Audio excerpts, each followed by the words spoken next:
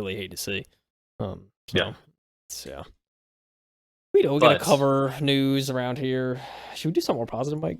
Maybe. Yeah, I'm excited for the next one. Maybe more positive. I don't know. Depending on your viewpoint, it may not be super positive. That's a good point. Yeah, let's say interesting is the word. Yeah, interesting. Well, Giovanni Calentino. Oh, I did this. Sorry. You know, like it just has that vibe to it. All right, Giovanni over at Digital Trends. I'm just like the people that watch the NFL. It's like a Tommy DeVito. Like, sorry. Oh yeah. Ubisoft, Tencent will begin using Nvidia's AI-generated NPC tools. Again, there are mixed opinions. I certainly have my own opinions on this as well. So, Nvidia announced an expansion of its previously revealed AI game-making tool, Nvidia Ace, at CES 2024. Now available to partners as Ace Production Microservices, gaming companies will be able to use specific pieces of the multifaceted tool that's capable of generating AI-generated video game characters. Ubisoft and Tencent are among the first major studios utilizing the process. Nvidia Ace is a platform that allows creators to generate non-playable characters via AI. Nvidia achieves this with several different tools. Characters can be dynamically rendered into a game scene, and an audio lip sync tool can make it so their mouths match with what they are saying. The tool is also able to translate player speech to text, feed it to the AI NPC, and spit out a response via a separate text-to-speech tool. In short, it can create fully voiced, dynamic video game characters. That's terrifying. Cool, but kind of terrifying. Cool, but terrifying. What's it like? Bad, but not terrible. While Nvidia Ace itself isn't new, Microservice opens the entire pipeline up to partners. Now developers can use one piece of the toolset rather than the full closed system. As part of the announcement, Nvidia revealed that several big-name publishers are already on board. Both Ubisoft and Tencent are partners, though it's currently unclear how each publisher intends to use the service.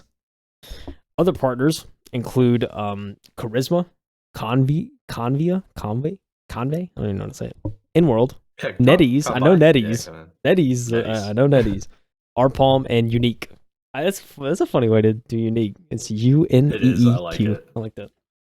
And Genshin Impact developer miHoYo. I said that right. miHoYo. miHoYo. So this is my head just goes miHoYo. I'm sorry. All right. Also unclear is what Data Ace is trained on. When we asked about the dataset used to generate writing and voices, NVIDIA noted that there's no simple answer, in quotes. It pointed out that it's using several AI tools within Ace, and each one can be trained on different datasets. It's likely not the firm answer that opponents of AI in video games want to hear, even if it is a common refrain in the tech space. For instance, NVIDIA's stance leaves questions about whether or not the tool is trained on voice actors who have willingly agreed to use their voice for AI. Ace's potential integration into major titles by a company like Ubisoft is sure to spark some controversies among artists who seemingly can't be assured that their work isn't part of the training data. That's another outlet about this I didn't even think about, is just the consent from current voice actors if they try to use a similar voice to theirs, you know? That's kind of, damn, it's crazy. That is kind of wild. But yeah, I don't know. My opinion on this, I think overall, I will say I truly feel for voice actors and these people that work in games that a significant portion of their living probably comes from providing their their voice and their talent and all that. So to see AI come along and have these fully voiced characters that it makes me wonder what kind of the emotion conveys in these characters too, of how lifelike it seems. I mean, it just gets crazier and crazier, right? So I feel like it gets closer and closer to the point of where we can't differentiate one or the other from real or AI. But yeah, I don't know. I have a weird feeling about this. I just it's cool to see. I think part of why I've enjoyed playing a lot of single player titles is because like you really feel for the character, you understand the character on a deep level. And then like if you really enjoy the game, like I know if I really enjoy a game, I immediately go and say, okay, who voice acted this character? Because like I want to see like what else they do, or like it's cool to like That's when a you good play point. Yeah. you play different games, right? You see, oh, I know that guy, he voiced this character and now he's doing this. Like that's awesome. And you get to see all these kind of different, perspectives. So I think that's a really cool piece to single player games for me. And so the fact that that could no longer be the case one day is like kind of upsetting to me. But I don't know. It's cool tech. I Don't get me didn't wrong. think about that. Like Yeah. I think the technology aspect is pretty dope. But at the same time, I'm just like I like having that human element. And I think we even talk about that sometimes. Just having that. It's cool to know that a human is behind it, right?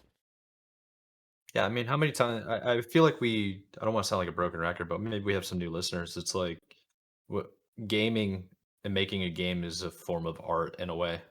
It's Yeah, like art 100% should is, right? be an expression of an individual, not created by a computer. Exactly. Yeah, that's exactly how I feel.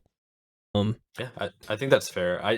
I do think that the AI stuff is inevitable. Like we've gone too far already. I mean, yeah, Um, I think the at this point you have to constrain it yeah, in a way.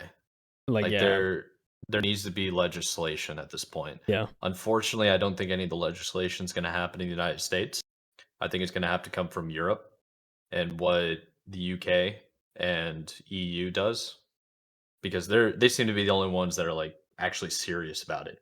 And yeah. I we're gonna mean, get into it a little bit at the end of the podcast episode about which article I'm referring to. But yeah, having AI, it's impersonation in a way. You're yeah, impersonating a 100%. character in a game that I mean, yeah, it doesn't exist, but does it exist? Like, are we all in a simulation? Like, where's the where does it Wild. stop? You know, Yeah, I think that's what it's about. yeah, yeah. I mean, I totally agree. It's I don't know. It's scary, but but you make a very solid point of like at some point it's gonna have to be like regulated and constrained, and you know because it's going to happen, right? It already is happening. So it's kind of just like we need to find a way to kind of control things. I feel like just so like we can just like keep jobs, but also just keep human connectivity. Because like it's another thing that scares Yeah, me too when I see like ads and stuff of like it's like it's your very own AI girlfriend. It's like that scares me. Like why are we doing this? Like it's not good, man. it's just not, man. Like I feel like humans are social creatures and they need to 100%, be social. We're 100%. like kind of a pack family element, kind of community based species. So if you don't really have that truthfully, then like what's happening? What do you have? You Like know? it's like Yeah. man. And that's not even to say like you can have like community fellowship strictly online with like real people, Yeah, yeah, of course. which is good. But it's like, dude, what about this AI stuff? Like, what's that? What's the show? There's a movie that had this 10 years ago. Is it Her? Hurry, You yeah. know what I'm talking Yep. about? Yeah. Yeah. I was like, that's where we're You did, at. And yeah. like, Yep. and we can even say like the dark side of this AI stuff is Skynet. It's freaking Terminator, dude. Literally. So it's like Terminator, like Skynet is a real.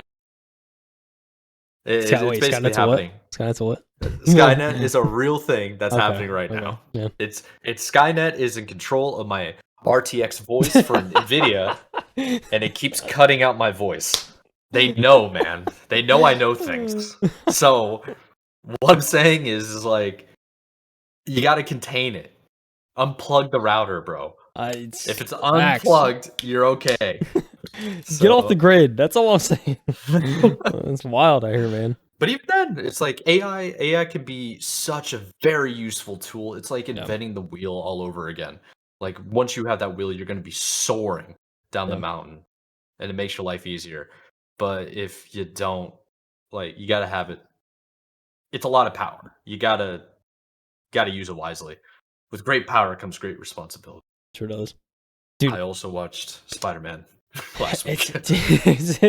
dude, it's crazy to hit me with the Her, man. That's a Joaquin Phoenix movie that's fantastic. I love that Oh movie. yeah.